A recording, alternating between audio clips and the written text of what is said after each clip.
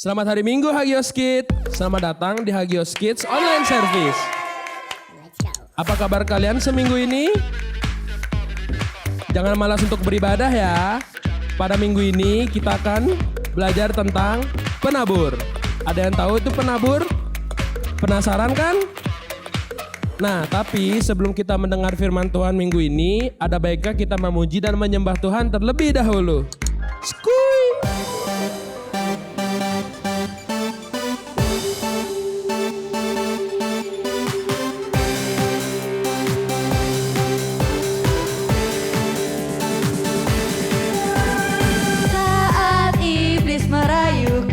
Aku tolak itu dalam nama Yesus. Saat iblis menggodaku, aku pun berdoa dalam nama Yesus. Ku kuat karena kasih-Nya, firman-Nya teguhkanku. Ku berdiri sebagai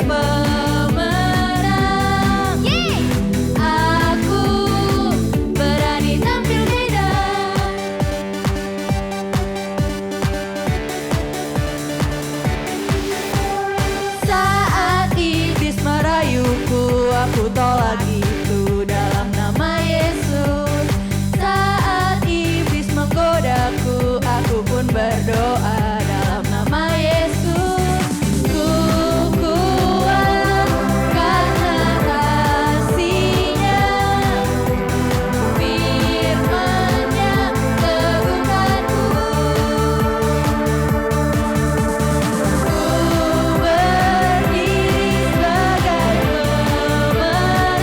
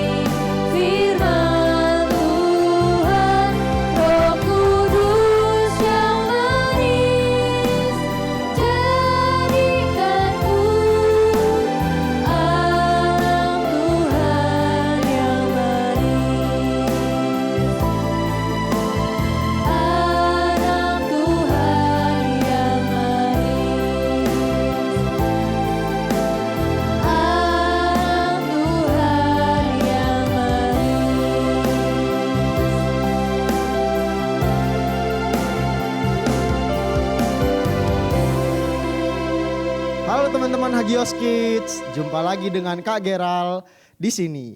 Nah, hari ini kita akan mendengarkan kebenaran firman Tuhan yang diambil dari Matius 13 ayat yang pertama sampai yang ke-24.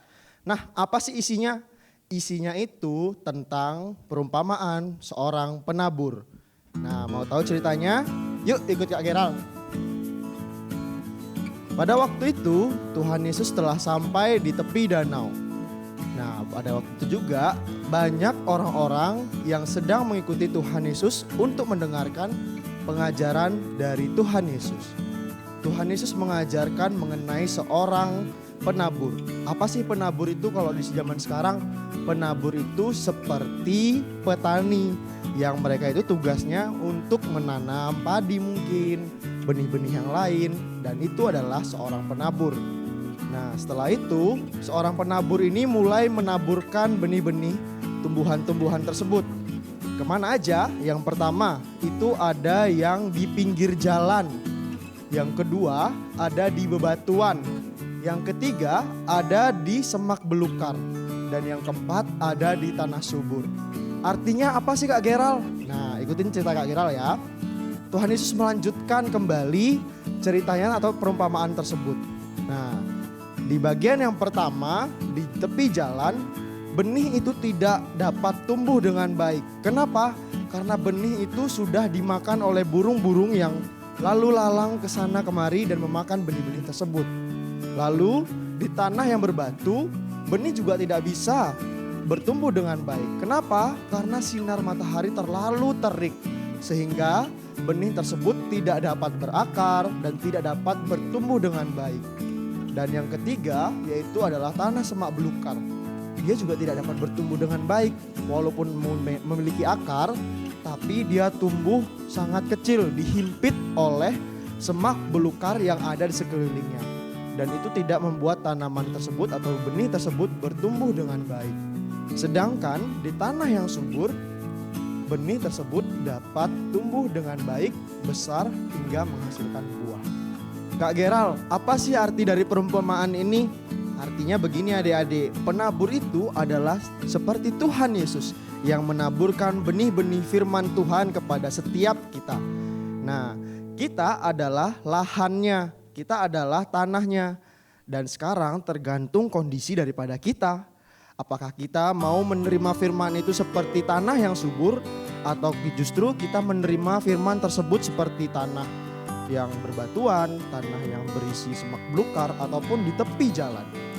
Kalau di tepi jalan itu sudah pasti firman Tuhan yang harusnya tertanam dalam hati kita akan begitu saja hilang karena kita gak fokus dengan firman Tuhan. Sedangkan kalau kita memiliki hati atau sikap hati yang seperti tanah berbatuan, itu juga kita gak fokus dengan firman Tuhan. Dan lama-kelamaan benih yang tertanam dalam kehidupan kita, firman Tuhan yang tertanam dalam kehidupan kita, itu akan layu dan bahkan mati. Maka dari itu adik-adik, Kak Geral ajak semua untuk adik-adik semua memiliki hati yang subur, kehidupan yang baik, yang subur. Agar apa? Benih firman Tuhan yang tertanam dalam kehidupan kita dapat bertumbuh dengan baik, dapat berbuah untuk kemuliaan nama Tuhan. Seperti saat-saat ini kita harus walaupun di kondisi seperti ini, kita ibadah online, tidak bisa bertemu satu sama lain, tidak bisa bermain game bersama-sama, tidak bisa memuji Tuhan bersama-sama di sekolah minggu, di gereja. Tapi kita tetap harus fokus walaupun masih sekolah minggu online. Nah, seperti itu adik-adik. Ayo bersama-sama kita menghafalkan ayat ini. Diambil dari Matius 13 ayat yang ke-9. Siapa bertelinga, hendaklah dia mendengar. Sekali lagi ya, Matius 13 ayat yang ke-9. Siapa bertelinga, hendaklah dia mendengar.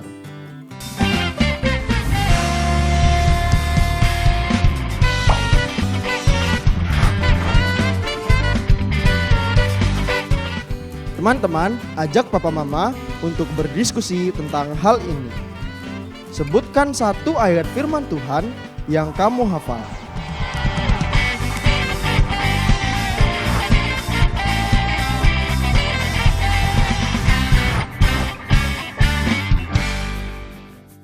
ikutin apa yang Kak Gerald ucapkan.